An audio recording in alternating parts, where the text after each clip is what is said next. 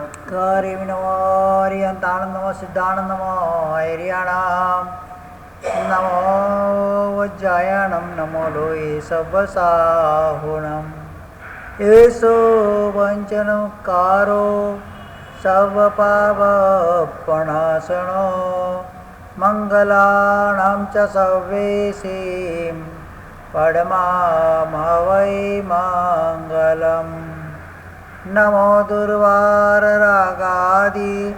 वैरिवार निवारिणे अरहते योगिनाथाय महावीराय तायिने मङ्गलं भगवान् वीरो मङ्गलं गौतम प्रभो मङ्गलं स्थूलभद्राज जैनो धर्मस्तु मङ्गलम् सर्वारिष्टप्रणाशाय सर्वाभीष्टार्थदायिने सर्वलब्धिनिदानाय श्रीगौतमस्वामिने नमः। अज्ञानतिमिरान्धानां ज्ञानाञ्जनशलाकया नेत्रमुन्मीलितं येन तस्मै श्रीगुरवे नमः। आगमोद्धारकर्तारं शैलानेशप्रबोधकं ध्यानस्थस्वर्गतं नौमि सूर्यमानन्दसागरं सूर्यं दर्शनसागरं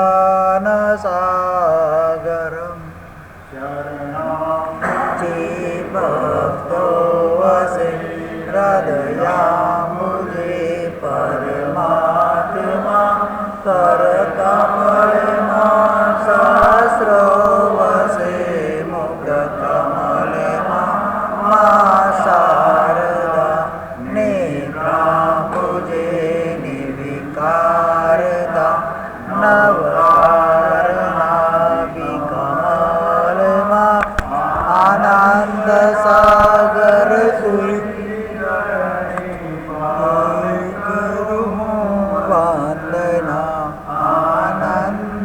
सागर सूरजी चरणे भावे करो वंदना।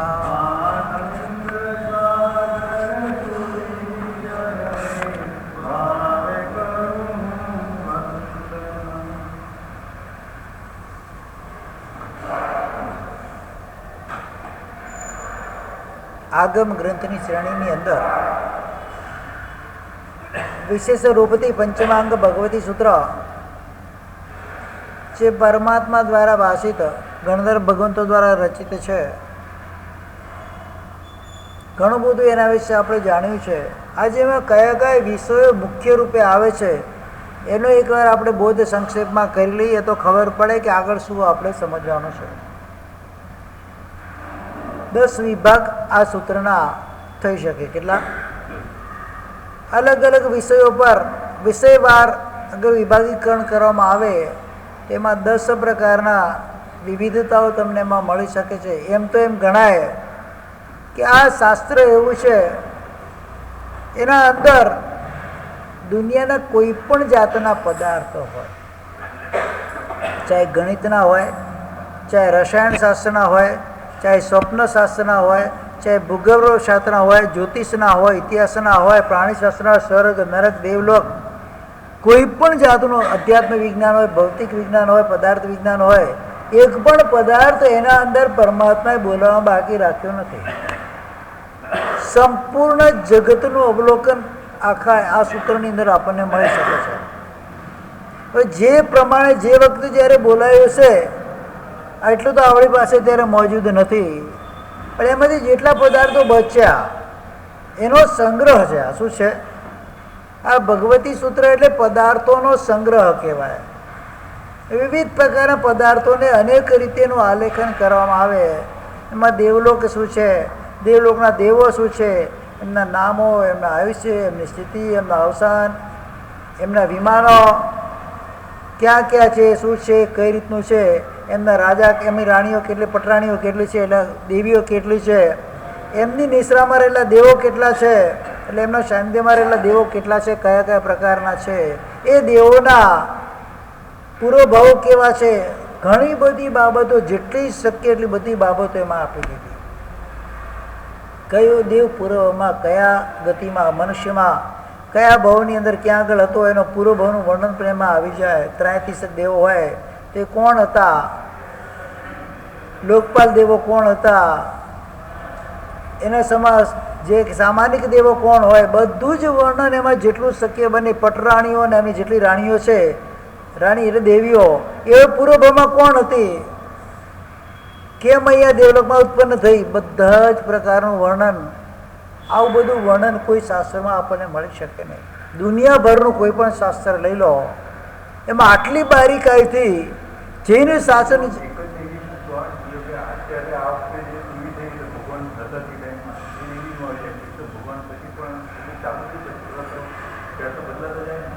દેવીનું આયુષ્ય મિનિમમ ત્યાં 55 વર્ષનું હોય, 100 વર્ષનું ન હોય. કેટલું હોય? હા, એટલે 55માં કેટલા વર્ષો જતા રહે? હા, થાય ને તો બીજી દેવી આવે. અત્યારે વર્તમાનમાં જે છે મોજૂદ એનું આવે. હા, એ તો એ જાય, એ રીતે જ આવે ને. ત્યારે તમે વર્તમાનમાં અહીંયા છો એટલું જ તમારા ગાણા ગવાય ને. તમે ન હોય તો તમારા ગાણા ક્યાંથી ગવાય? વર્તમાનમાં જે પરિસ્થિતિ છે, પરમાત્માના સમયમાં જે પરિસ્થિતિ ત્યાં આગળ હતી, એ પરિસ્થિતિને અનુસાર એનું વર્ણન આવે. ભવિષ્યમાં કયા દેવ આવવાના છે ને ક્યાંથી આવવાના છે એનું વર્ણન ક્યાંથી આવે? દેવીનું આયુષ્ય 1 પલ્યોપમથી 2 પલ્યોપમ કેટલું હોય? વધારે વધારે 4 પલ્યોપમ હોય. અને ઇન્દ્રનું આયુષ્ય 1 સાગરોપમ હોય. એટલે કેટલી દેવીઓ બદલાય એની એક ભાવમાં? દેવનું પલ્યોપમ ઇન્દ્ર મહારાજનું 2 સાગરોપમનું હોય, અને દેવનું આયુષ્ય હોય 2 પલ્યોપમનું, વધારે વધારે 4 પલ્યોપમનું. તો 1 કોડા 10 કોડા કોડી પલ્યોપમ એટલે 1 સાગરોપમ થાય. એટલે ઇન્દ્રની કેટલી રાણીઓ બદલાય? નામ એનું એ જ રહે, નામ શાશ્વત છે. એનું સચિવ વગેરે નામ જે છે નામ શાશ્વત રહે, એમાં ખાલી જીવ બદલાય. પેલી દેવી સેવન કરે, બીજી દેવી ઉત્પન્ન થાય. અને 2 વચ્ચે મેક્સિમમ 6 વર્ષનો ગેપ પડે, એનાથી વધારે ના પડે. કેટલો? તથા યોગ્ય ભવ સંબંધી આયુષ્ય બાંધ્યા વગર 6 મહિનાનો ગેપો પડે, વધારે ના પડે. હા, વધારેમાં વધારે, ઓછામાં ઓછો 1 સમયનો, વધારે વધારે કેટલો? 6 મહિનાનો ગેપ પડે, એના અંદર વધારે ગેપ ના પડે. નામ શાશ્વત છે ત્યાં આગળ, સ્થાન શાશ્વત છે, નામ શાશ્વત છે, જીવ તે શાશ્વત ના હોય. અત્યારે જે લક્ષ્મીને પૂજતા હોઈએ, 1 પલ્યોપમ વર્ષ પછી લક્ષ્મી ના હોય, બીજી હોય. આપણો જીવ પણ લક્ષ્મી બનીને બેઠો હોય, શું ખબર પડે? આપણો જીવ પણ સરસ્વતી બનીને બેઠો હોય. એ ભવનપતિવાસીની દેવીઓ છે, કોઈ પણ જઈ શકે, એમાં કોઈ પણ જીવ જઈ શકે. ત્યાંનું સ્થાન શાશ્વત છે, નામ શાશ્વત છે, તેની ક્રિયા શાશ્વત છે. જીવ તે શાશ્વત ના હોય, જીવ બદલાતા રહે. જે સરસ્વતી આદિનાથ ભગવાનના સમયમાં હતી એ કંઈ અત્યારે થોડી હોય. જે ધર્મેન્દ્ર આદિનાથ ભગવાનના સમયમાં હતા અહીંયા થોડી હોય. અત્યારે તો નવા બનેલા છે કાર્તિક શેઠ. અને ભગવાન આદિનાથ અને ભગવાન મહાવીર સ્વામી વચ્ચે તો કેટલો અંતર ગયું? 1 કોડાકોડી સાગરોપમ વર્ષનું ગયું છે. અને ઇન્દ્રનું આવ્યું છે તો 2 સાગરોપમનું હોય. કેટલું હોય વધારે વધારે? તો કેટલા ઇન્દ્રો ગયા ભગવાન? જે ઇન્દ્ર મહારાજાએ આદિનાથ પરમાત્માનો અભિષેક મેરુ પર્વત પર કર્યો હતો, એ ઇન્દ્ર મહારાજા અહીંયા થોડી હોય. એ તો ક્યારના મોક્ષમાં પધારી ગયા હોય. એટલે એ બધું શક્ય.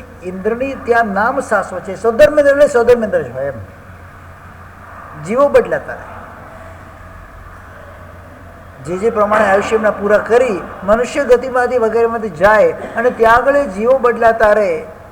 સ્થાન એમનું શાશ્વત, એમનું કાર્ય શાશ્વત, એમનું સિંહાસન શાશ્વત, નામ પણ શાશ્વત.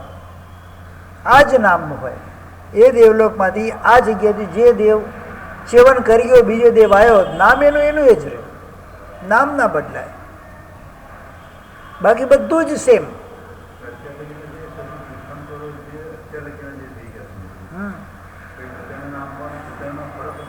નામ તે મનુષ્ય ભાવની વાત અલગ છે. હા, 4 નામ શાશ્વત છે: ઋષભ, ચંદ્રન, વર્ધમાન ને વારિષ્ય. આ 4 નામ, 4 માંથી કોઈ પણ એક નામના તીર્થંકર દરેક અવસરપીણીમાં હોય, ઓછામાં ઓછા. જેમ આ અવસરીમાં ઋષભ અને વર્ધમાન હતા. આ અવસરપીણીમાં ભરત ક્ષેત્રમાં કોણ હતા? પહેલા અને છેલ્લા ઋષભ, ચંદ્રન, વારિષ્ય અને વર્ધમાન નામે ગુણ છે. આ 4 જે ભગવાન છે, 4 નામ, 4 માંથી કોઈ પણ એક કે બે હોય જ દરેક 24 ની અંદર. ભલે હરિહર ક્ષેત્રમાં હોય છે, ભરત ક્ષેત્રમાં હોય છે, મહાવીર ક્ષેત્રમાં હોય, 2 તો હોય જ, 1 કે 2 મિનિમમ 1 તો હોય જ. અત્યારે જે મહાવીર ક્ષેત્રમાં ચંદ્રનારાયણ ભગવાન છે, કયા છે?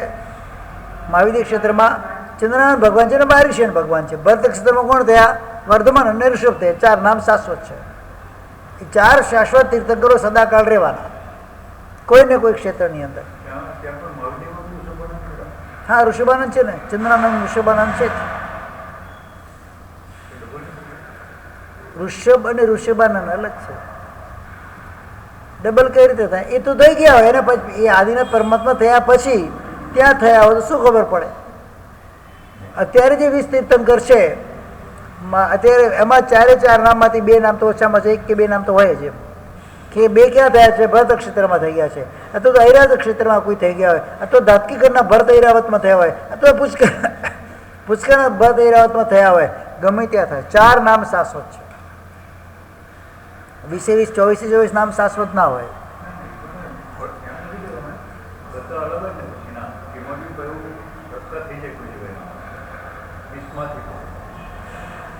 થઈ શકે ને, એમાં શું છે?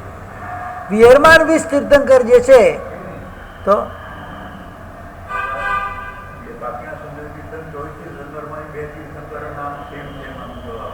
બે નામ શાશ્વત એટલે 2 નામ રહે, બાકી બદલાતા થાય ને. એમાં શું છે? થઈ શકે,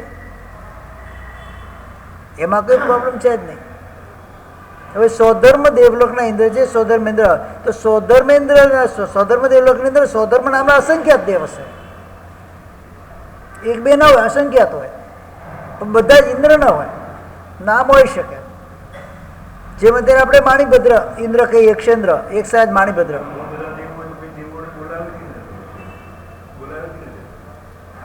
સંગની અંદર 4 ભરતભાઈઓ તો કઈ રીતે બોલાવે? કઈ રીતે બોલાવે? કઈ ને કઈ અલગ તો હોય ને. કોઈનું સ્ટેટસ અલગ હોય, કોઈની સ્ટ્રેટેજી અલગ હોય, બધું અલગ અલગ હોય. ઉંમર અલગ હોય, સરનેમ અલગ હોય, પિતાનું નામ અલગ હોય, બધું અલગ કંઈ બી હોઈ શકે. એમના પિતાનું નામ સરનેમ ન હોય, પણ એમનો સ્ટેટસ અલગ હોય, આયુષ્ય અલગ હોય. બધાનું સમાન આયુષ્ય તો હોય નહીં. એની ધૃતિ, કીર્તિ, કાંતિ બધી એની પ્રભાવ અલગ હોય, એનો પ્રભાવ અલગ હોય, વૃદ્ધિ સમૃદ્ધિ અલગ હોય, બધું અલગ અલગ હોઈ શકે. કે દેવ કેટલા છે? અસંખ્યાત છે. કેટલા છે? નામની સંખ્યા કેટલી હોય? વધારે ગણીએ તો ક્વોન્ટિટીમાં નામ કેટલા હોય? અરે જે અસંખ્યાત દ્વીપ સમુદ્ર તીર્ષા લોકની અંદર છે ને, એમાં જંબુદ્વીપ નામના અસંખ્ય દ્વીપ સમુદ્ર છે. કેટલા? તાત્કી ખંડો, કાલોદી સમુદ્ર એ નામના અસંખ્ય દ્વીપ સમુદ્ર છે. ત્રિપ્રત્યાવતારથી કહેવાય. અસંખ્ય છે. કેટલા છે? એક નથી કઈ. અસંખ્યાત યોજન ગયા પછી પાછો બીજો જંબુદ્વીપ આવે, પણ એ કેટલો આના કરતા તો અનંત ગણો, અસંખ્યાત ગણો મોટો હોય. એટલે નામોની સંખ્યા તો લિમિટેડ છે અને જીવોની સંખ્યા અનલિમિટેડ છે. તો શું હોય પછી? કેટલા જીતુભાઈ હશે અહીંયા આગળ વલસાડમાં? 1 2 જ હશે, કે 1 જ હશે? કદાચ 500 મળી જાય. એટલે એમાં એક વાંધો આવતો જ નથી. શાશ્વત નામ ત્યાં 4 કહેવાય: ઋષભ, ચંદ્રાનંદ, વારિષ્ય, વર્ધમાન. એટલે 4 શાશ્વત 4 નામ છે તીર્થંકરોના. એમાંથી કોઈને કોઈ તીર્થંકર કોઈને કોઈ કાળમાં હોય. શાશ્વત નામ એટલે શું? કાયમી. અત્યારે પણ જ્યારે ચંદ્રાનંદ સ્વામી જેમ હોય આદિનાથ આમાં કેમાં મહાવિદ્ય ક્ષેત્રમાં, તો એ શાશ્વત 4 નામમાંથી એક નામના તીર્થંકર ત્યાં હોય એમ, એટલે નામ શાશ્વત છે. આ શાસ્ત્રની અંદર એવો એક પણ પદાર્થ બાકી ન હોય દુનિયાનો કે જે એમાં એનું વર્ણન ના હોય. અત્યારે જે મળે છે ને એમાં ઘણું મબલક વર્ણન છે.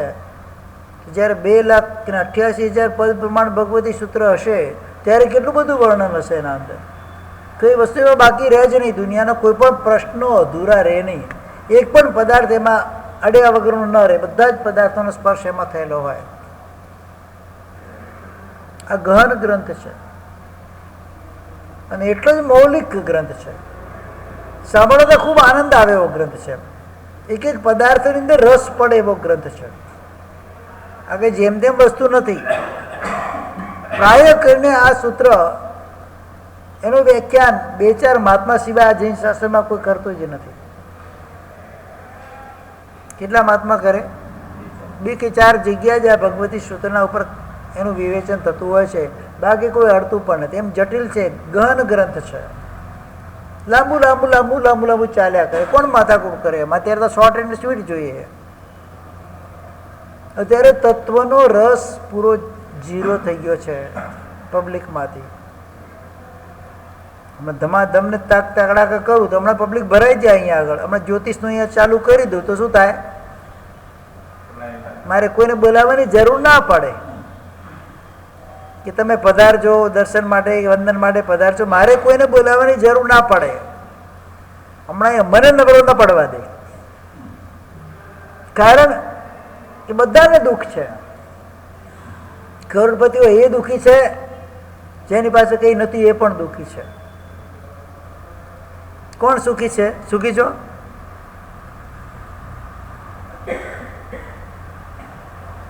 કોઈ કોઈને સુખ ક્યારે આપી શકતું નથી.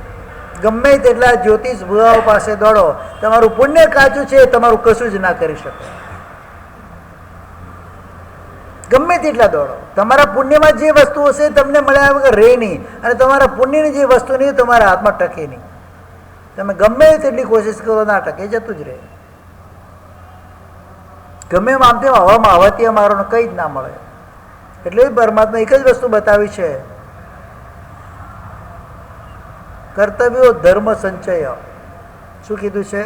ધર્મનો સંચય કરો. અને ધર્મથી પુણ્ય બંધાય અને પુણ્યથી સામગ્રી મળે અને ટકે.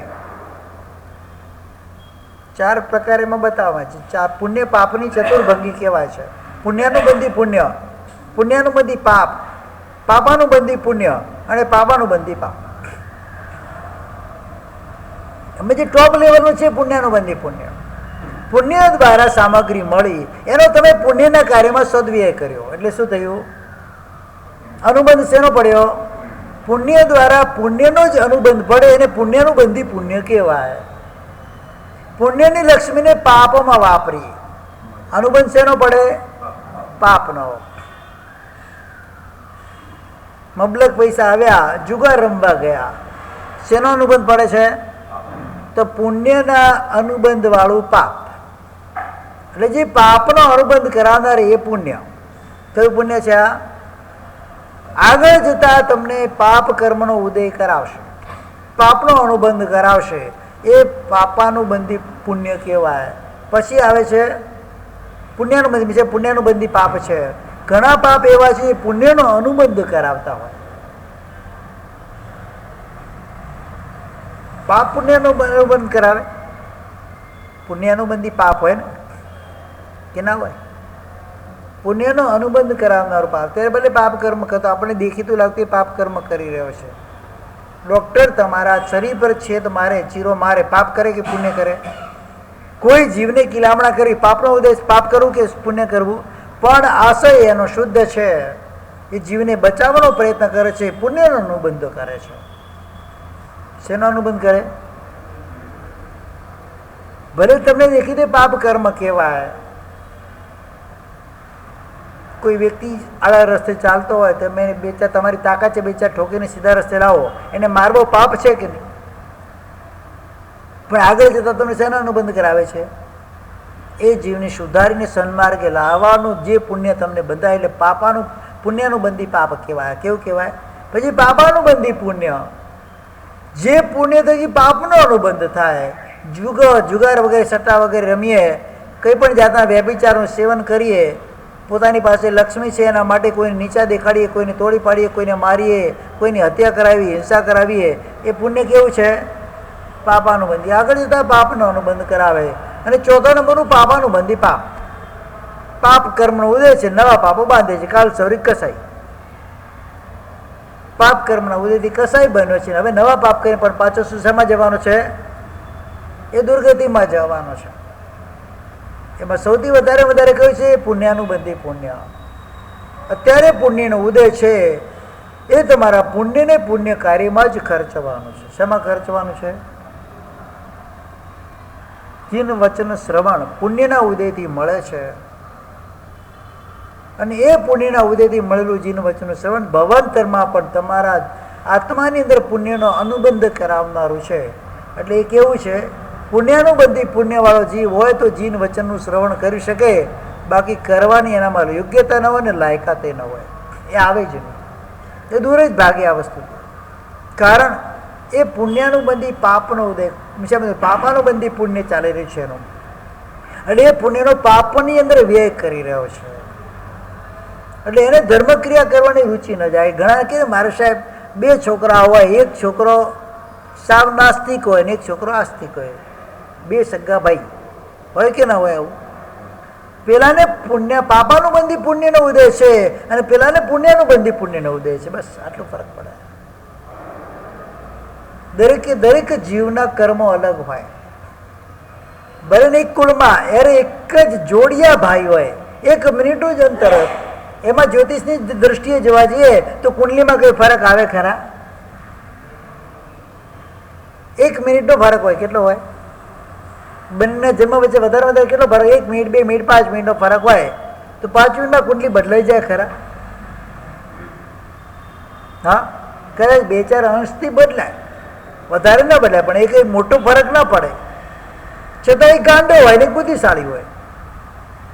કુંડલીના હિસાબે તો બંનેની કુંડલી સમાન છે, બંને એક જેવા જ હોવા જોઈએ કે ના હોવા જોઈએ?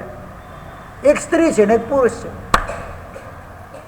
હોય કે ના હોય?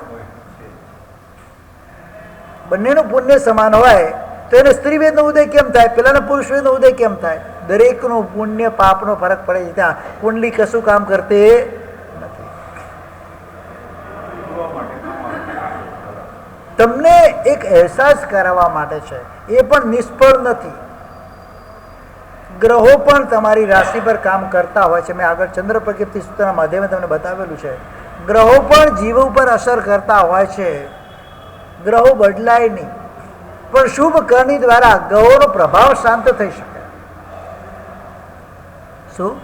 શુભ કરણી દ્વારા ગ્રહોનો પ્રભાવ શાંત કરી શકાય. જે ઉગ્ર ગ્રહ હોય એને ધર્મ કરણી આદિ દ્વારા એને શાંત કરી શકાય. એટલે પેલો શાંતિથી બેઠો રહે, જ્યાં સુધી તમે જીવો તમને હેરાન ના કરે. એ પુણ્યના પ્રભાવે. પણ એ ગ્રહ જતો રહે કુંડલીમાંથી, એવું ના બને. કુંડલીમાંથી ગ્રહ જતો રહે એવું ક્યારે પોસિબલ બનતું નથી. એ તો જન્મ સમયે જે તમારી કુંડલી બનેલી છે, ચોકઠું 12 ખાનાનું બનેલું છે, 9 ગ્રહો એમાં સામેલ થયેલા છે, જે સ્થાનમાં બેઠા છે એ તો રહેવાના જ છે.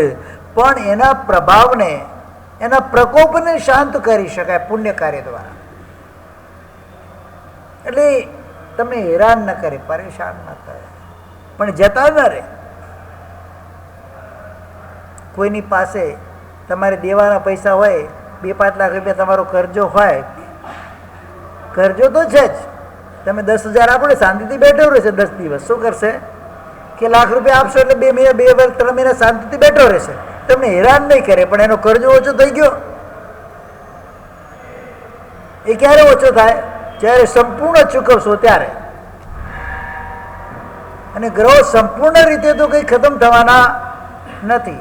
પુણ્યના પ્રભાવથી એનો પ્રકોપ શાંત થાય અને પાપ કર્મના ઉદયથી એનો પ્રકોપ વધે. એટલે આપણને શું લાગે? કોઈ કહે છે મને શનિ નડે છે, કોઈ મંગળ નડે છે, કોઈ ગુરુ નડે છે. બિચારા ગ્રહો દેવો છે, કોઈને ક્યારેય નડતા નથી. તમારા કર્મો જ તમને નડે છે. કોણ નડે છે? કર્મો નડે છે. માંગલિક કુંડલી છે, શનિની કુંડલી છે, બુધની કુંડલી છે, કોઈ નડતા નથી. તમારા શુભાશુભ કર્મો તમને નડતા હોય છે, એને તોડવાનો પ્રયાસ કરવાનો, કુંડલી બદલવાનો પ્રયાસ કોઈ જ્યોતિષ પણ કરી શકતો. અને જો કદાચ કુંડલીથી જ ફેરફાર પડતો તો કોઈ જ્યોતિષ ક્યારે દુઃખી હોય નહીં. એ તો બધું જાણે છે. ક્યાં પલટવાર કરો એને ખબર નથી પડતી. દુનિયાને સમજાવે કે તમે આમ કરો તો તમારું સુખ સાહેબી હશે, પોતાના ઘરમાં ના આવે. આવે કે ના આવે? એને તો પૂરો અનુભવ છે. જો બીજાને સુખી કરી શકતો પોતાની જાતને કેમ સુખી ના કરશે? પોતે જાણે છે. કુંડલી માત્ર એક મારું આ બાયોડેટા છે મારા જીવનની, જેનાથી મને આવનારા ભવિષ્યમાં શું થવાનું છે, ભૂતકાળમાં મારું શું થયું છે, વર્તમાનમાં શું થાય છે, એનું મને એક જ્ઞાન થઈ શકે. બરાબર છે? ટાળી તો શકાતું નથી. ટળાશે શેનાથી? માત્ર શુભ કર્મ દ્વારા, શુભ પુણ્ય દ્વારા એ તમારા અશુભ ઉદયને તમે ટાળી શકો, બાકી ટળી શકતો નથી. એ પણ થોડા સમય માટે, પરમેનન્ટ માટે ના ટળે. જો ભરપૂર પાપ કર્મ ઉદય હોય તો પરમેનન્ટ માટે ટળતો નથી. પુણ્યના જોરે કદાચ થોડો શાંત થાય. શરીરમાં રોગ આવે, એલોપેથી દવા લો, શું થાય છે? મટી જાય છે કે શાંત થાય છે? પુણ્યના ઉદયથી તમારામાં શક્તિ છે, તમે દવા લાવી છે, દવા લીધી છે, એટલા પૂરતો તમે તમારા રોગને શાંત કર્યો છે. કમ્પ્લીટલી એ ડિલેટ થયો નથી. એને તમે શું કર્યું છે? એને સ્પેરમાં મૂકી રાખી છે. હવે જ્યારે જરૂર પડશે ત્યારે આવજે બહાર, એના પહેલાં આવતો નહીં. જેટલા સુધી સમય સુધી દવાનો પ્રભાવ રહે અંદર, એટલા સમય સુધી રોગ તમને અસર કરતો નથી. પણ નાસ્તો થયો જ નથી. કેમ કે શરીરની અંદર 5,97,00,000 ઉપર કંઈક સમથિંગ 60,000 65,000 એટલા રોગો સત્તામાં પડેલા છે દરેક જીવની અંદર. કોઈ પણ રોગનો ગમે ત્યારે ઉદય થઈ શકે. અને નરકના જીવનની અંદર, નરકના શરીરમાં બધા રોગો સતત ઉદય અવસ્થામાં હોય, એટલે ચાલુ હોય સતત. બધી પીડાઓ એને આદિ એટલે શારીરિક પીડા બધી એને કમ્પ્લીટ 5 કરોડ રોગ એ બધા જે છે, બધા રોગ એના શરીરમાં કાયમ માટે ચાલુ હોય. જન્મ થાય, નરકના અંદર ઉત્પન્ન થાય, નરકમાંથી એનું ઉદ્વર્તન થાય, ત્યાં સુધી બધા જ રોગો એનામાં ચાલુ કમ્પ્લીટ હોય. એમાં આપણું પુણ્ય સારું છે કે બધા સાથે ઉદયમાં નથી આવ્યા. એક માથું દુખવા આવે ત્યારે શું વિચાર આવે? ચાલો માથું સહન નથી થતું, હાથ પગ દુખતો તો વાંધો નતો, પણ હાથ દુખવા પછી હાથ પગ દુખે છે નથી સહન થતું, માથું દુખતો તો હજી સહન કરી લો. એક પણ રોગ આવે તો એના ઓપોઝિટ રોગને આપણે યાદ કરીએ. શું કરીએ? શેને યાદ કરીએ? શરદી હજી સહન થાય પણ દાંત દુખે સહન નથી થતું. પછી શરદી આવે દાંત નથી થાય, શરદી તો સહન નથી થતી, દાંત દુખે તો હજી ચાલી જાય. એના ઓપોઝિટ રોગને આપણે યાદ કરીએ. કારણ બધા જ રોગો સત્તાની અંદર મારા અંદર પડેલા છે. આ તો પ્રબળ પુણ્યનો ઉદય છે કે હું નિરોગી થઈને ભલે બહારથી, અંદર તો રોગો છે જ. મને પરમાત્માએ સ્વસ્થ શરીર આપ્યું છે, મને કર્મ સદા સ્વસ્થ શરીર આપ્યું છે. મારા શુભ પુણ્યનો ઉદય છે. સાતા વેદનીય કર્મનો મારો ઉદય ચાલી રહ્યો છે, જેથી કરીને હું મારી બધી ક્રિયાઓ હું જાતે કરી શકું. હું લાચારી અનુભવતો નથી. આ પણ પુણ્યનો ઉદય કહેવાય. શુભ આયુષ્યનો સાતા વેદનીનો ઉદય હોય ત્યારે જ આપણે અહીંયા શાંતિથી બેસી શકીએ છીએ, તપ ધર્મ આરાધના કરી શકીએ છીએ, સામાયિક પોષણ આદિ કરી શકીએ છીએ, ઘર પરિવારને ચલાવી શકીએ છીએ. એમાં પણ કર્મ સત્તાની ભરપૂર મહેરબાની છે. પૂરો ભવની અંદર ઘણું બધું આરાધના કરેલી છે. આ જીવે ઘણો પુણ્યનો સંચય કરેલો છે, તો આ ભવની અંદર આટલો સુખી એ આત્મા છે. પણ પછી તમારી અપેક્ષાઓ તમને દુઃખી કરે છે. કર્મ સત્તા ક્યારેય વ્યક્તિને દુઃખી કરતી નથી. દુઃખી કોણ કરે છે? એની અપેક્ષાઓ એને દુઃખી કરે છે. જેના જીવનમાં સંતોષ હોય એ વ્યક્તિ ક્યારેય દુઃખી હોતો નથી. કોઈ પણ અવસ્થાની અંદર દુઃખી હોય ખરા?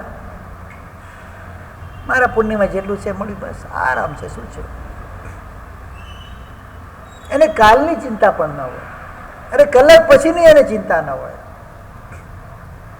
સાદું જીવન એવું જ છે. વર્તમાન જોગ શું છે?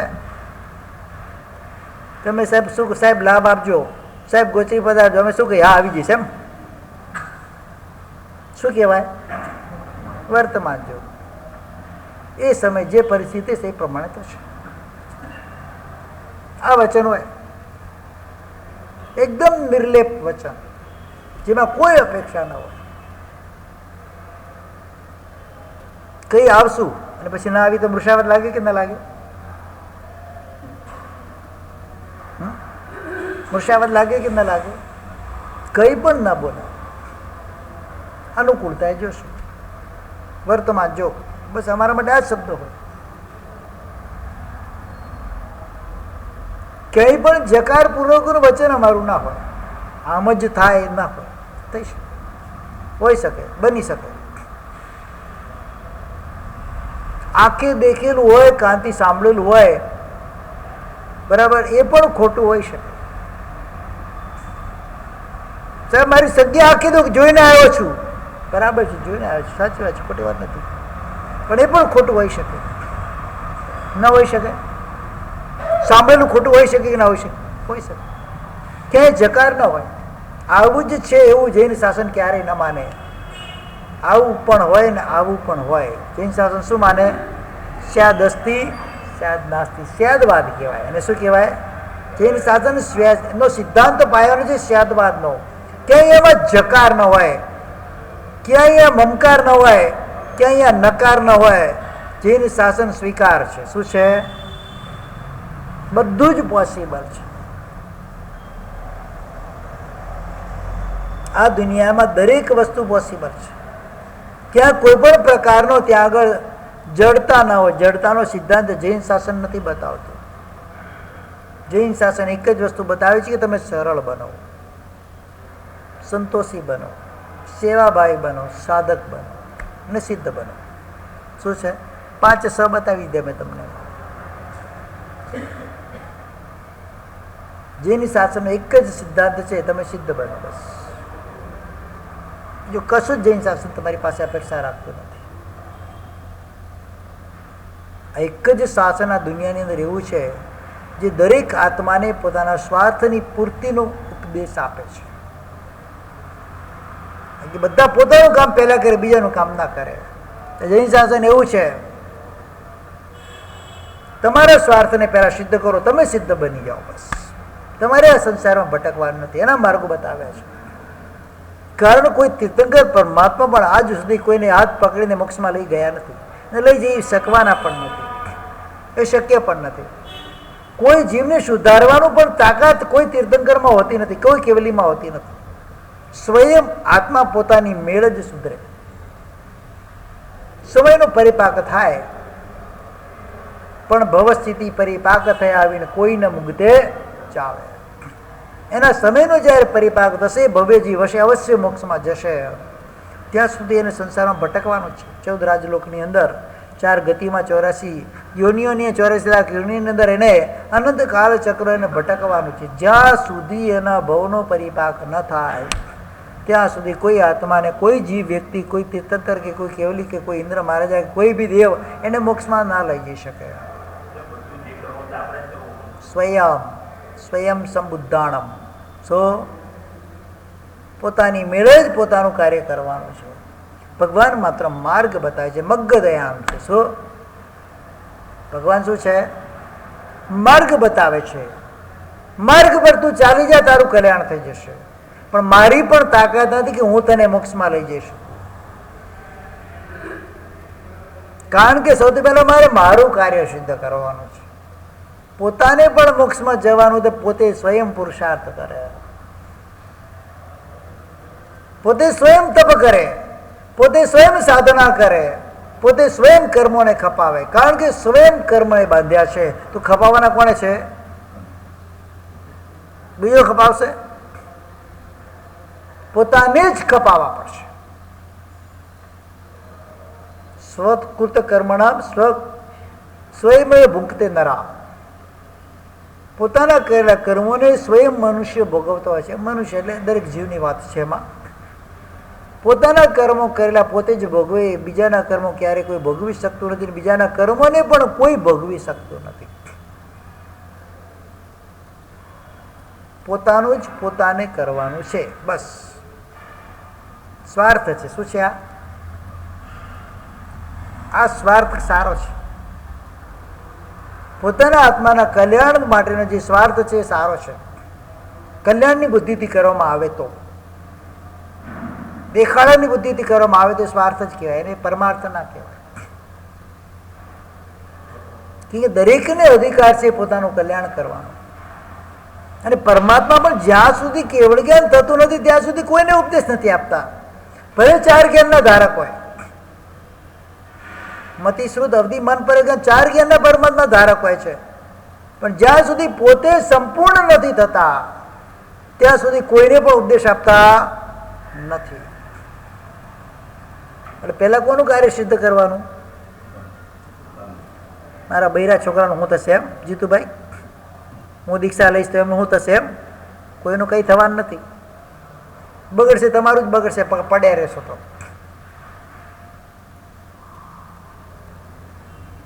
સ્વહિત માટે જ ઉદ્યમ કરવાનું પરમાત્માએ કીધું છે. સ્વહિત એટલે આત્મહિત. તમને કઈ તકલીફ આવશે, તમારી કોઈ તકલીફમાંથી અંશ પણ કોઈ લઈ શકવાનું નથી. તમને માથું દુખે તો એ પીડા બીજા લઈ શકે ખરા? કોને ભોગવવાની? સ્વયં.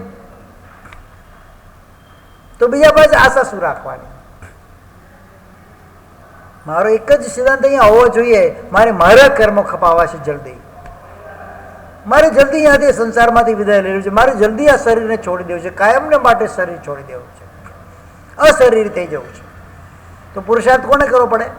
પોતાને જ કરવો. અહીંયા ભગવતી સૂત્રની અંદર એના 10 વિભાગીકરણ કરવામાં આવે છે. સૌથી પહેલો આચાર ખંડ બતાવવામાં આવે છે. આચાર એટલે ક્રિયા. શું છે? આચાર એટલે ક્રિયા. એ આચાર ખંડની અંદર સાધુ આચારના નિયમો છે. આહાર વિહાર 5 સમિતિ 3 ગુપ્તી, ક્રિયાઓ 5 મુહૂર્ત આદિ સંબંધી, એમાં વિવેકના સૂત્રો છે.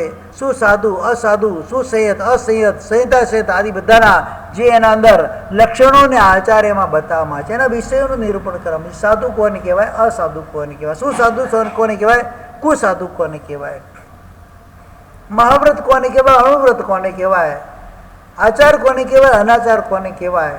આ બધી વસ્તુનું વર્ણન અહીંયા જગ્યા જગ્યાએ આપવામાં આવ્યું છે. પહેલો ખંડ બતાવ્યું છે આચાર ખંડ.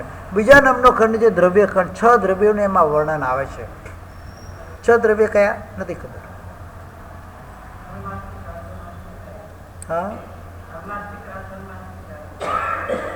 એ તો પૂતગલના છે. 6 દ્રવ્ય કયા કહેવાય? પૃથ્વી, પાણી, આકાશ, વાયુ, આત્મા અને મન. 6 દ્રવ્ય. કેટલા છે? આ 6 દ્રવ્ય કહેવાય. 6 દ્રવ્યનું વર્ણન એમાં. પછી પદાર્થોનું વર્ણન, પરમાણુનું વર્ણન, મન, ઇન્દ્રિયો, બુદ્ધિ, ગતિ, શરીર વગેરેનું નિરૂપણ એના અંદર આવે એને દ્રવ્ય કહેવાય. જે દ્રવ્ય સંસારમાં પડેલા છે એ દ્રવ્યોનું વર્ણન એને દ્રવ્ય ખંડમાં. પછી સિદ્ધાંત ખંડ. સિદ્ધાંત એટલે શાસ્ત્ર. એમાં આત્માનું વર્ણન, પરમાત્માનું વર્ણન, કેવલ જ્ઞાન આદિ જ્ઞાનોનું વર્ણન, આત્માના જે કહેવાય વિકસિત એવા શુદ્ધ સ્વરૂપનું વર્ણન, જીવ, અજીવ, પુણ્ય, પાપ, આસર, સંવર જે નવ તત્વ છે, સમિત્વ, કર્મ, મિથ્યાત્વ, ક્રિયા વગેરે જે વર્ણન આવે છે. શાસ્ત્રગત શબ્દો જેમાં રહેલા છે, ગતિવિધિ જેમાં રહેલી છે. સિદ્ધાંત એટલે શાસ્ત્ર. સિદ્ધાંત એટલે શું? શાસ્ત્ર. તો શાસ્ત્ર અંતર્ગત આવતા પદાર્થોમાં જેમાં વર્ણન આવે એને કહેવાય છે સિદ્ધાંત ખંડ. પછી પરલોક ખંડ. પરલોક એટલે શું? અત્યારે આપણે આ લોક એટલે મનુષ્ય લોકમાં છીએ. શામાં છીએ? એ સિવાયની જેટલી ગતિ છે બધી માટે આપણા માટે કેવી છે? પરલોક છે. તિર્યંચ ગતિ, દેવગતિ ને નારક ગતિ. આ શું છે આપણા માટે? એ પરલોક છે. એ પરલોકનું વર્ણન, દેવ સંબંધી વર્ણન, નરક સંબંધી, 12 દેવલોક, 9 ગ્રહવેગ, 5 અનુત્તર. એના પછી નીચે જઈએ તો જ્યોતિષ વિમાન, પછી નીચે જઈએ તો વ્યંતર, બાણ વ્યંતર અને ભવન. પછી આ બધા દેવો છે. એના પછી જઈએ તો સીધું નીચે નારકીનું વર્ણન આવે. 7 નારકી આવે, 1 થી માંડીને 7 નારકી. ધમ્મા વંશા શેલા અંજના રીઠા મગા માગવતી 7 નારકીના નામ છે. 7 નારકીના ગોત્ર રત્નપ્રભા, શર્કરભા, વાલુકાભા, પંકપ્રભા, ધૂમપ્રભા, તમપ્રભા, તમતમસપ્રભા, 7 નારકીના નામ છે, એના ગોત્ર છે. આવડે છે? એકી શ્વાસે બોલી જાઓ ફટાફટ. આ બધા પદાર્થોનો સ્વાધ્યાય જરૂરી છે. 12 દેવલોકના નામ શું છે, 9 ગ્રેવિકના નામ શું છે, 5 અનુત્તર વિમાનના નામ શું છે, 5 જ્યોતિષના નામ શું છે, 8 વ્યંતર, 16 વાણ વ્યંતર નામ શું છે, 10 ભવંતપતિના નામ શું છે, બધું જ પદાર્થો મોઢે ચાલવા જોઈએ, સનસનાટ ચાલવા જોઈએ. પ્રવક્તાને તો ખાસ ચાલવા જોઈએ. બોલનારાઓને વ્યાખ્યાતા ચોપડીમાં જોવા ન બેસવાનું, બધું કમ્પ્લીટલી એનું જોગ્રાફી, જૈન કોસ્મોલોજી કહેવાય. જૈન શાસનનો હિસ્ટરી, જૈન શાસનની કોસ્મોલોજી, જૈન શાસનનો મેથ્સ, બધું કમ્પ્લીટ મોઢે ચાલવું જોઈએ, એનો સ્વાધ્યાય જોઈએ. જંબુદ્વીપનું વર્ણન કરવા બેસાડીએ, ચોપડી જોવાની જરૂર ન પડે. એ ભરત ક્ષેત્ર મેરુ પર્વતથી ચાલુ કરે, આ બાજુ ભરત ક્ષેત્ર, આ બાજુ એરલ ક્ષેત્ર, આ બાજુ પશ્ચિમ આવી દે, આ બાજુ પૂર્વમાં આવી દે, ધડાધડ એના પદાર્થો બોલવા માંડે. અત્યારે પણ ઘણા એવા સાધુ સાધ્વી ભગવંતો છે, તમે એમને કહો કે 14 રાજલોકનું વર્ણન સાંભળવું છે, ધડાધડ વગર ચોપડી બોલી નાખે, અને એના માપ સુદ્ધા બોલી લે, એટલો ક્ષેમ હોય. ભરત ક્ષેત્રનું માપ કેટલું પૂછવામાં આવે તો શું કહો સાહેબ, અમને શું ખબર, આ છે શું ભરત ક્ષેત્ર જ અમને તો ખબર નથી. ખાલી બોલીએ જંબુદ્વીપે ભરત ક્ષેત્રે, અમે બોલી જઈએ ભરત ક્ષેત્ર છે શું એ પણ અમને ખબર.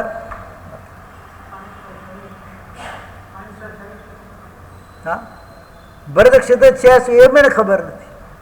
ઐરાવત ક્ષેત્ર શું છે અમને ખબર નથી. મહાવિદ્ય ક્ષેત્ર નામ સાંભળ્યું સાહેબ કે ત્યાં મારે શ્રીમંત સાંઈ ભગવાન 4 ભગવાન છે, ત્યાં આગળ નામ સાંભળ્યું પણ એ શું છે અમને ખબર નથી. એનો વિસ્તાર કેટલો છે અમને ખબર નથી. એમાં કેટલા પદાર્થો છે અમને ખબર નથી. કેટલા પર્વતો, કેટલા વિજયો, કેટલી દ્રવો, કેટલી નદીઓ વગેરે અમને કાંઈ ખબર નથી.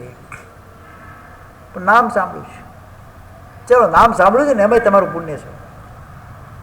એટલું તો સાંભળ્યું છે, કમસે કમ એના પ્રત્યે એટલી તો શ્રદ્ધા છે કે મહાવિદ્ય ક્ષેત્રમાં મારે જાવ શ્રી સિમંદર સ્વામી કને, તમે મહાવિદ્ય ક્ષેત્ર જઈને કહેજો ચાંદલિયા સિમંદર તેડા મોકલે. એટલું તો આવડે છે કમસે કમ કે હા ત્યાં છે સિમંદર સ્વામી, એટલું તો ખબર છે.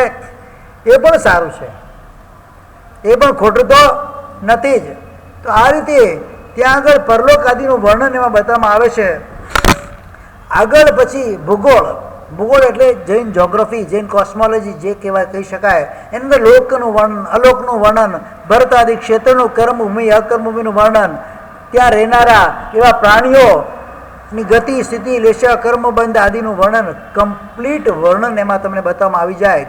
પછી ખગોળ. ભૂગોળ પછી ખગોળ એટલે આકાશનું સૂર્ય, ચંદ્ર, ગ્રહ, નક્ષત્ર, તારા, જ્યોતિષ ચક્રનું જે વર્ણન આવે છે એને ખગોળનું વર્ણન કહેવાય. એના પછી ગણિત શાસ્ત્રની અંદર જે નરક આદિના ભાંગા છે, દેવલોકના ભાંગા છે, 1 સંગી, દ્વિસંગી, ત્રિસંગી, ચતુસંગી, પંચસંગી, 6 સંગી, 7 સંગી, 8 સંગી, 9, 10 સંગી, અસંખ્ય સંગી, સંખ્ય સંગી, અનંત સંગી, બધા જે ભાંગા કહેવાય છે. આ બધા ભગવતી સૂત્રના 9મા શતકથી આ બધું ચાલુ થાય. ભાંગાઓનું મગજ જ કામ ન કરે, આ બધું શું બતાવે છે.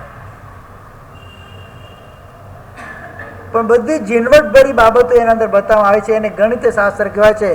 આ ગ્રંથ મુખ્યત્વે આ ગણિત શાસ્ત્ર ઉપર, એટલે કે ગણિતાનુયોગ ઉપર નિર્ભર કરે છે. બીજા બધા અનુયોગ એના અંદર ગૌણ રૂપે છે. પછી ગર્ભશાસ્ત્રનું વર્ણન, ગર્ભમાં રહેલા જીવનું વર્ણન આવે છે. એ જીવ આહાર કઈ રીતે કરે છે, વિહાર કઈ રીતે કરે છે, નિહાર કઈ રીતે કરે છે, અંકોપાંક જન્મ વગેરે કઈ રીતે એનું થાય છે, બધું જ એનું વર્ણન. એના અંદર કેટલી શક્તિઓ છે એ વર્ણન બતાવે. ગર્ભમાં રહેલા જીવની શક્તિ કેટલી શક્તિ હોય.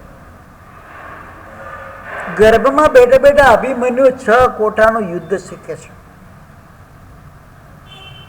ક્યાં બેઠો બેઠો, હજુ જન્મ નથી થયો, 6 કોઠાનું યુદ્ધ શીખે છે.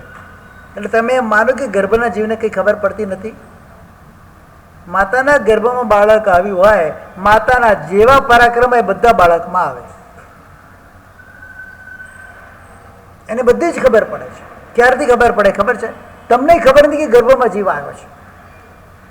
અંતર્મુહૂર્તની અંદર બધી પર્યાપ્તિઓ પૂરી કરી લે. આવ્યા પછી અંદર માતાના ગર્ભમાં ઉત્પન્ન થયા પછી અંતર્મુહૂર્તના એ પોતે સંઘની પંચેન્દ્રિય થઈ જાય. ત્યારથી એને બધી ખબર પડે. મતલબ પહેલા મહિનાના પહેલા દિવસની પહેલી ઘડીથી બધી જ એને ખબર પડે છે. તમે એમ માનતા નહીં એને કંઈ ખબર નથી પડતી. એ બધું જાણે સમજે, બોલી નથી શકતું, જાણે સમજે, બધું વિચારી શકે. ત્યાં અંદર બેઠો બેઠો વિચારે. એ કંઈ નાદન નથી હોતો. સંઘની પંચેન્દ્રિય છે ને મન આવી ગયું છે. મન પર્યાપ્તિ એની પૂરી થઈ ગઈ છે. એની ભાષા પર્યાપ્તિ બોલે પણ તમને સંભળાય નહીં. બોલતો પણ હોય અંદર, સંભળાય નહીં આપણને. એટલે તો આટલું બધું ધ્યાન રાખવાનું. જ્યારે માતા ગર્ભવતી થાય તો એને કેટલું ધ્યાન રાખવાનું છે બાળકના માટે, આખું બધું વર્ણન એનામાં બતાવવામાં આવે છે. એનામાં સંસ્કાર પાડવા કે કોઈ સંસ્કાર પાડવા, બધું જ કામ કોનું છે? માતાનું છે. ગુજરાતનો પ્રથમ રાજા બનેલો વનરાજ ચાવડા. ચાવડા વંશનો રાજા હતો. પાટણની અંદર અનિલપુર પાટણ જેને વસાવેલું, અત્યારે જેને પાટણ કહેવાય છે. એ બાળક ઘોડિયામાં સૂતો છે. હજુ તો 1 મહિનાનો છે. કેટલા મહિનાનો? માતા પિતા ઘોડિયાની આજુબાજુ બંને એ બાળકને રમાડી રહ્યા છે.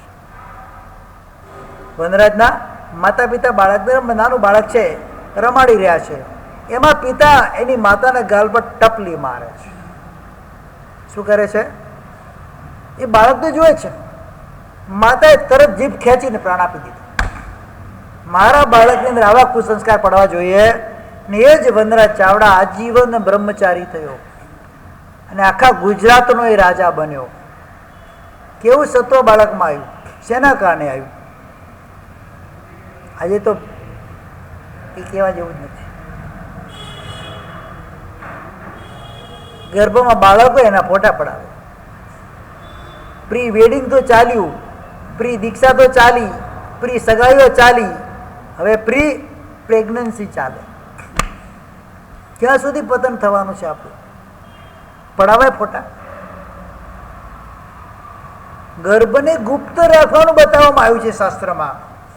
એના પર કોઈ પણ મેલા પ્રયોગો થઈ ન શકે એના માટે એ ગર્ભવતી સ્ત્રી ઘરની બહાર પણ ના નીકળે. 4 દિવાળી એટલે પોતાના ઘરની કોર્ડનમાં રહે. પેલા મોટા મોટા ઘરો હતા એટલે ઘરમાં ફરે, બહાર ફરવા પણ ના જાય. અને અમારામાં તો બતાવ્યું છે, જીન કલ્પી સાધુ જે હોય, માતાના ઉદરમાં જે સમય ગર્ભ આવે એ સમયથી એ માતાના હાથે ગોચરી ન મોરે. જીન કલ્પી એને તો ખબર પડી જાય છે. 9 પૂર્વમાં ગયા છે, 9:30 પૂર્વના, એટલે માતાના ગર્ભમાં માતાને ખબર નથી કે બાળક આવ્યું છે, પણ એને ખબર પડી જાય. એ સ્ત્રીના હાથે ગોચરી પણ ન ઓરે. કેમ કે ગર્ભને કિલામણા થાય. એ હાથ ઉપર કરે, પગ ઉપર કરે, એ ગર્ભને કિલામણા થાય. એના માટે કરીને ગોચરી ના ઓરે એની પાસે. 10 વૈકાલિક સૂત્રમાં પણ એવું વર્ણન આવે છે. ગર્ભિણી એ કાલમાસીની. શું બતાવે છે? 6-7 મહિનાનો ગર્ભ થઈ ગયો હોય એ બેટી હોય તો બેઠા બેઠા આનાથી ગોચરી વરવાની, ઊભી હોય તો ઊભા ઊભા ગોચરી વરવાની. એને જરાય પીડા ન થાય એ રીતે ગોચરી વરવાની છે. અને એમ લાગે કે જરા પણ એને કંઈક પીડા થાય છે તો એના હાથે ગોચરી ન વરાય.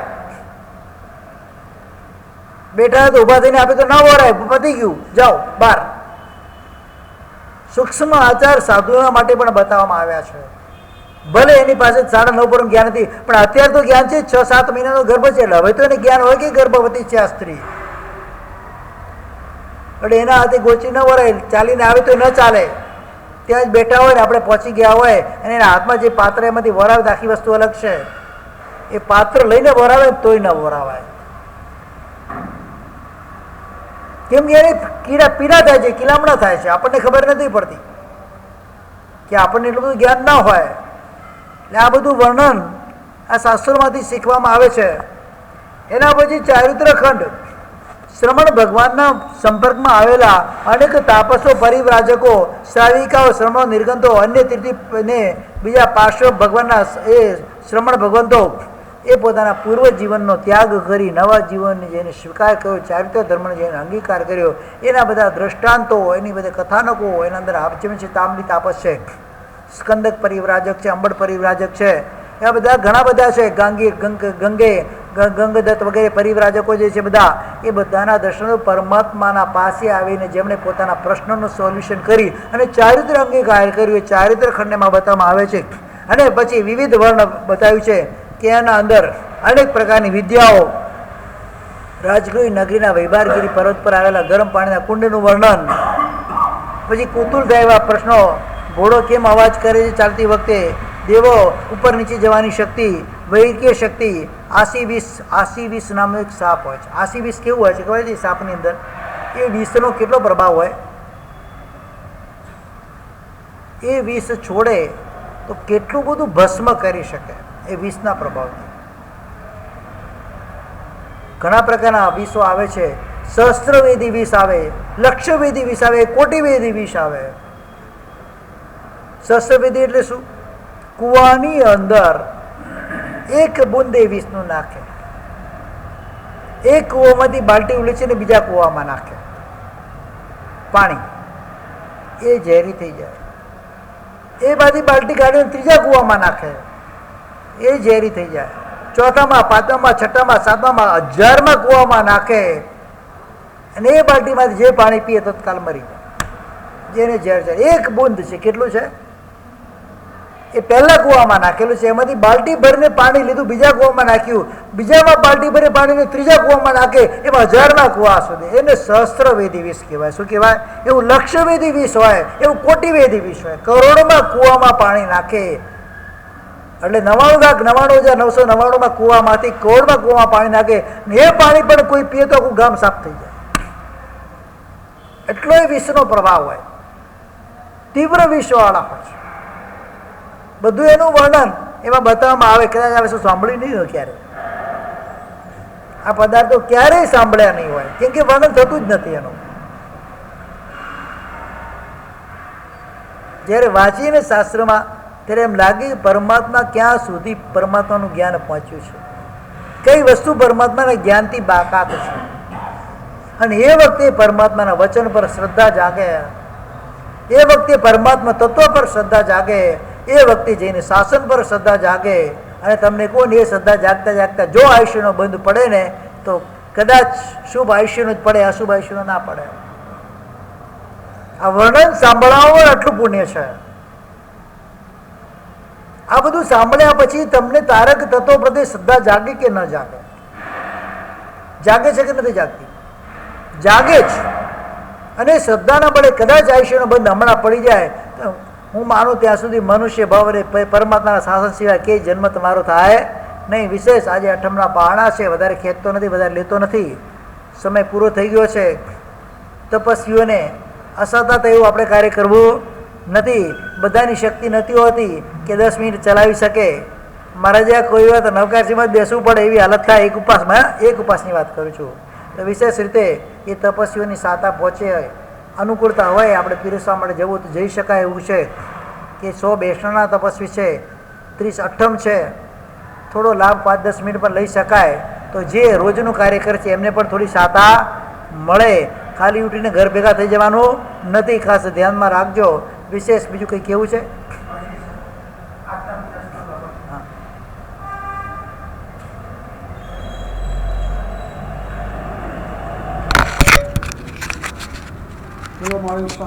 નથી, બધાની શક્તિ નથી હોતી કે 10 મિનિટ ચલાવી શકે. મારા જ્યાં કોઈ વાર તો નવકાશીમાં જ બેસવું પડે એવી હાલત થાય. એક ઉપાસની વાત કરું છું. તો વિશેષ રીતે એ તપસ્વીઓની સાતા પહોંચે, અનુકૂળતા હોય, આપણે પીરસવા માટે જવું તો જઈ શકાય એવું છે કે 100 બેસણાના તપસ્વી છે, 30 અઠ્ઠમ છે, થોડો લાભ 5-10 મિનિટ પર લઈ શકાય. તો જે રોજનું કાર્ય કરે છે એમને પણ થોડી સાતા મળે. ખાલી ઉઠીને ઘર ભેગા થઈ જવાનું નથી, ખાસ ધ્યાનમાં રાખજો. વિશેષ બીજું કંઈ કેવું છે?